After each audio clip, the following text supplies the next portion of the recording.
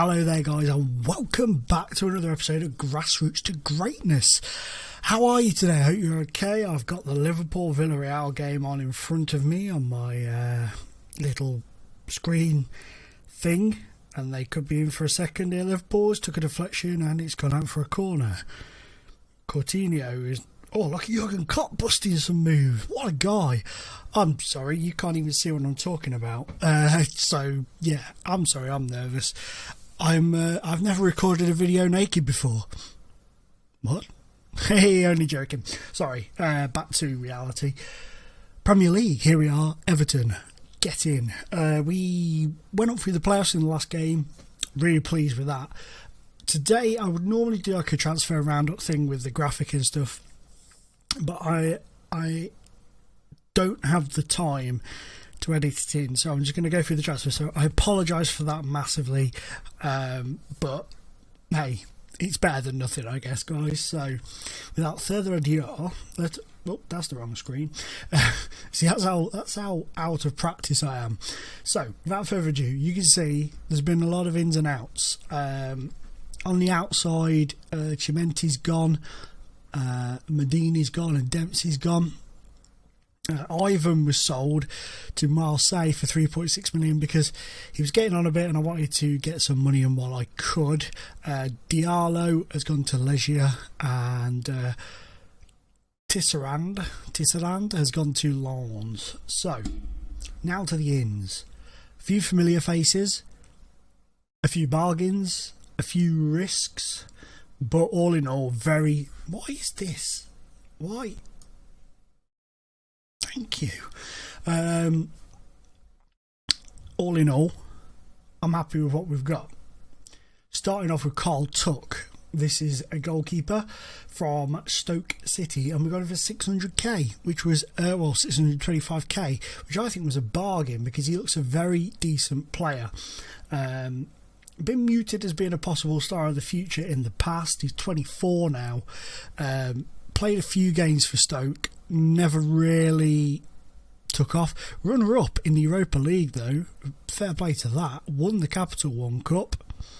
Very pleasing for that. And runner-up, best goalkeeper in the French Youth Invitational. So he's done all right. He's done his things. He's won the French. Oh, nice. He's been a runner-up in Cup. So he's had a decent run in his young career. Moved to Stoke. Didn't really take off. Then there's Duncan Greenwood. Now, this was arranged before I came. This was a transfer that the last manager had set up. Now, Duncan, I have looked at him several times throughout the game and sort of watched him go about his business in the lower leagues at Tranmere. And he, for Tranmere, is an absolute monster. He has been a fantastic player for Tranmere from start to finish since he's been there. You can see that from his goal tally. Okay, he's had a good career with Tranmere, very decent. Stats aren't that bad, to be fair. They aren't that bad. So I thought, I'm not going to be harsh with him. He's 27. He's been given his break. I'm going to give him that chance. I will utilise him. I will play him when I can. I actually took control of it. We had a testimonial against AFC Filed. They had like 10 testimonials this year. They've got a squad of old boys who have all been there over 10 years. And there was a testimonial. He did well in that. He set up a goal. Happy with that. Could not resist bringing Mr. Berry with us from Bolton. His stats are good, you know, they're reasonable. I just couldn't resist it. I had to do it. There was just that little word creeping in the back of my mind. Do it. That's 2 words, but do it. You know, it was there. And in that testimonial, he came off the bench and scored 2 goals. Bearing in mind, it was against a team at the level that he's been playing at all of his career. But, nevertheless, had to do it. Risk, I know. Reece Oxford, £4.6 million with Crystal Palace, 27 now. Not lived up to the hype that he's had around him in real life on this save yet. But you never know. He could kick on now if he fits into our system well. We all know that the system that we use, the philosophy that we use, tends to get the best out of most players that we bring in. Shaquille Jerome, this was one my then Director of Football Tony Pulis, God love him, he's retired now, he signed him from Huddersfield, who got relegated, for a princely sum of £40,000, which I thought was a bargain. He could go forwards and do some shizzle in the future. Paddy McNair, I said in the last episode, he was just so fantastic for me towards the end of last season, I couldn't not sign him. I had to bring him in. 31, and hopefully he can kick on from where he was last season and do just as well for us this season. Elliot Mansell, now I've looked at him in the past. He was, I think, was I at Lincoln when he was there? I strangely have a feeling I might have just missed him. I can't really remember that far back. But I looked at him when I was at Newcastle, I believe, when he was at Bristol City. Kind of had a little look. Was it then? I don't remember. I can't remember. I know I've looked at him in the past, and finally thought, let's take the plunge. £5.25 million. Brought him over. Supporters Player of the Year. Picked up a lot of awards at Bristol City. So I thought, let's take a little punt, shall we?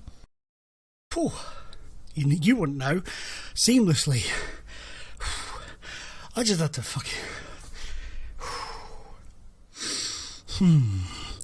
I just had to run away. No, I just had to go sort something out real quick, and I've legged it there, legged it back, run upstairs, and I am absolutely knackered now. The gym's pushed to help. I'm fooked. Anyway, familiar face time. The beautiful man god that is Casper Cole. He was at Huddersfield, they got relegated. I capitalised on said relegation, making him their record sale apparently, with £11.25 million, and I am happy. He was part of the England squad that toddled off to whatever the England squad toddled off to, and didn't get on the pitch unfortunately, but this guy, I'm so pleased because I was really looking forward to seeing how he did when we were at Crewe briefly, and he never reached. He got the 3 goals in 7 games when he was like 16, I think it was, when he broke in, and I was really looking forward to it. And then of course we had to sell him. What did we sell him for? It was only 650k, and then he moved to Tottenham the following season for 2.3 million. Shipped out on loan to Southend, had a lot of loans out, went to Huddersfield, took them up and had a cracking season in the Premier League last season, so hopefully he can do the same again. This guy, Steve Heaton, released by Man City, went to Macclesfield, and last season alone, right, he scored 10 goals last season, 7 assists, 6 man the matches. So I thought, you know what? Screw it. I'm gonna take a punt on this young gentleman, and I paid 180 grand for him. He's gone back out on loan to them, but these one of them where we'll give him a look. You know, he probably won't do a lot, but we'll sell him for more than what we brought him for. I should imagine. Anyway, Ryan Wilson. This was part of my replacing Ivan movement. We've got the young boy who's gone out on loan to Mac. We've got a very decent 24-year-old. Well, yeah, he's still young, isn't he, really, in terms of football? He's only a dinky little fellow, 5'4", but he's been around in the Championship for several seasons. Would have been playing in the Premier League with Derby this season had they have had a better season than what they did last year. They kind of were doing well and then really trickled off towards the end of the season and finished like mid-table, I think. So he's good, he's quick as well. So we'll see how he fits in. Pleased with him, 850k. This guy reminds me of Jose Botello. These are the similar sort of stats that Botello had when we first brought him in, and then he kind of spent spent some time in the under-21s or whatever it was, and then sort of really flashed into life, and that's what he reminds me of, so hopefully we can get that on the go with him. Carsten Fiala. We've got to have a crazy beard man now. It seems to be a thing. We have to have one. We had Nixon at Bolton. Now I needed one here, and Fiala is the guy. He came from Montpellier. I was going to say Crystal Palace then. I don't know why I was going to say Crystal Palace. Oh, because they tried to sign him as well. Oh, God. I don't know why I felt he played for Crystal Palace, but yeah, they tried to sign him, and it was like a battle between us and Palace. He chose us, and he looks a very good player. 28 years of age, played for some decent clubs, you know, Brøndby, Bochum, Leverkusen, Montpellier, and now the mighty Everton. So hopefully he can settle in well and go forwards, it'll be decent. Another risk, Maximilian Rose, played for Hull, was there for 81 games, got 8 goals. Loaned him straight out to Angers because I feel that he's not going to get the games this season, but if he can get first team football over there in League One, which he has, he's played 2 games, got a goal already, which I didn't know, so fair play to him for that. That will really help his, his development. Then another couple of big money spendings, which has wiped out my finances really. Walter Vidales from Sampdoria.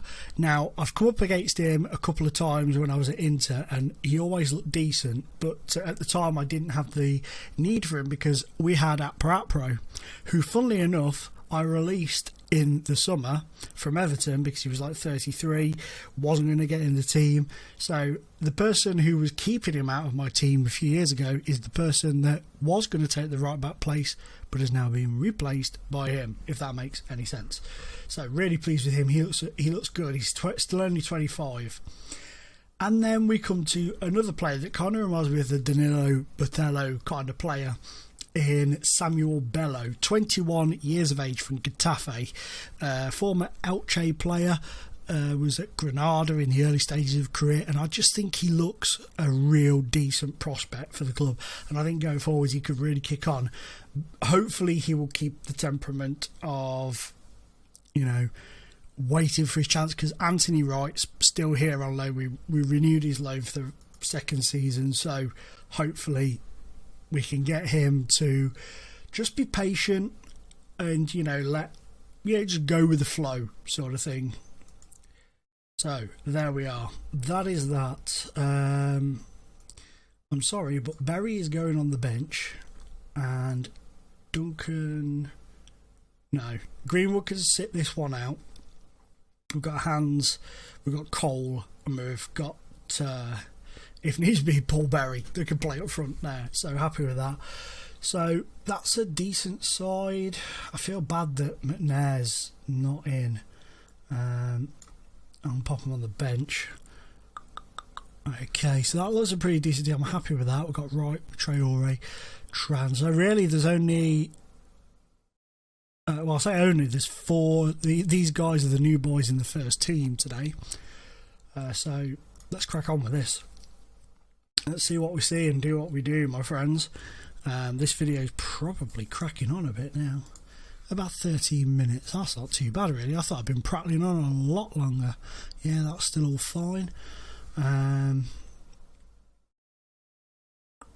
Apparently from the pre-match stuff that I've seen, our record against Stoke is pretty poor. Crosby's fearful of another defeat is the the paper headline that was just before, or the news headline should I say, just before we came into this video. That's another thing as well. A lovely gentle soul. Oh my god, that was poor. What the hell has just happened there? Boo, I say. Boo. And you're not like that.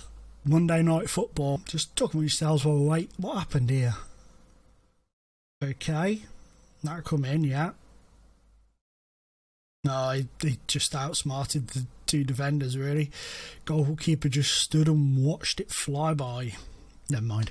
Yeah, somebody commented on my last episode. Oh, go on. Tran. Ebo, go on. Oh, Russell, go on. Oh, boo. Come on. Forwards momentum. That's it. Well done. Go on. Oh, Ibo. Right. Ibo. Oh! Oh, Jesus. What more could we have done there? Apart from the score, of course. Yeah, they said to me, may I ask why you have the in-game editor activated? And, of course, with everything that's gone on, I mean, I've kept away from it all Go on. Oh, what a stroke of luck. Get in there, Anthony, right. I've sort of kept away from it all, but obviously with what's gone on with, you know, certain YouTubers and stuff, there's the whole using the in-game editor to enhance players and stuff, discussions going on, and a lot of YouTubers now, a lot of YouTubers now, and bloggers to be fair, are getting asked, or, you know, some people are getting asked like I was, how come that's open? Other people are getting a much more aggressive sort of approach of, you're cheating, you know, and it is a damn unfortunate situation that we've got to that point. He's offside. But for those of you, it got me to thinking then, I didn't take it as like an accusation. The guy was very polite. He just said, could you please, you know, can I just ask why? And to me that made me think, oh yeah, because obviously you've not been around since the very beginning. So to those people who weren't here at the very first episode or whatever it was when we spoke about it, wouldn't know. So just for those of you who are late coming to the party, even the people who have joined after like the first, I think it was the first Bolton episode when we changed the name of the ground, the in-game editor is activated for the simple purpose of changing names of grounds. I am sick of playing at the Queen's Park Rangers Stadium, at the Brentford Stadium, at the Bristol City Stadium, at the blah blah blah stadium, you know. So sometimes I change the names of the ground, and also when we were at Bolton, the ground was the Macron Stadium, is it? I think it is. And I was kind of like, well, they won't be the sponsor anymore. They're in the Vanarama North now when we took over. So let's name it after Matt Lofthouse. So I changed it to the Lofthouse Stadium. Did I say Matt? I meant Matt Lofthouse. So we changed it to the Lofthouse Stadium. And, you know, whenever I do things like that, I always say to you guys, we're going to do this. And we sit there and we do it. And everybody's fine with that, because at the very beginning I said, look, I'm going to get the in-game editor for this. Also, I use it for, you know, if you get two youth players with the same surname, go on. Oh, Casper calls it the bar. I will sometimes make them related, whether it just be a pure relation or brothers, just to keep that family thing going in the game, because that's one thing I don't think you get. I don't think you get related regens, which is odd. I thought that would be something that they'd probably have done, because it'd be very weird living in a world where there's so many footballers and none of them are related. You know, it'd just be very bizarre. So I do that, and those are the only two things it's used for. And as always, like I said, it will always be shown when I do it. You know, I don't see the point in. Oh, that was a very even game, wasn't it? I'm very pleased we come out with a 3-pointer on that. Happy with that. Very pleased. Yeah, I don't see the point personally. For me, this is my perspective. Obviously, other people look at things, look at their games and stuff differently. And for me, there's no right or wrong way to play the game. But I do think if you're going to change things, especially with what's happened over the past few months, or what's come to light in the past few months with people, you need to be upfront and just say, this is what I'm doing. And that's what I did. I was like, look, guys, we're doing Grassroots to Greatness. We're going to be using the in-game editor to change sometimes people's names, to be fair, because I don't. Some of the names are stupid. Like when you get, I can't think of like examples now, but some of the names just don't match the regen player that's there. You know, you look at it, you think, yeah, that doesn't seem right. So I'll change your surnames. Like, you know, if you get Tarquin, I don't know, Undiyana, and he's like the palest person in the world with bright ginger hair from Scotland, you know, it doesn't seem right. So I'll change his surname to like Jones or something like that, you know, those sort of things. But apart from that, I don't see the point personally in changing the players in any other way, because it for me, that would take away my personal enjoyment of the game. So just to clear it up, that's what it's used for. If you've watched it from the beginning, I apologise, I've had to do the thing again, but you got to remember there's people that have come in late on and are probably wondering why it's there. And also I started a save where I was the director of the club, and we were going down a theoretical line of I'd won 160 million on the lottery, and each season I would put in a couple of $100,000, but that was a completely different sort of scenario to what this is.